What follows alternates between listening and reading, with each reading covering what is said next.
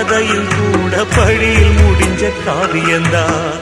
இருப்பதும் இறப்பதும் அந்த இயற்கையோட கையில, இருப்பதும் இறப்பதும் அந்த இயற்கையோட கையில. நான் மறைஞ்ச பின்னும் நிலைப்பது என் உயிர் எழுதும் கதையில.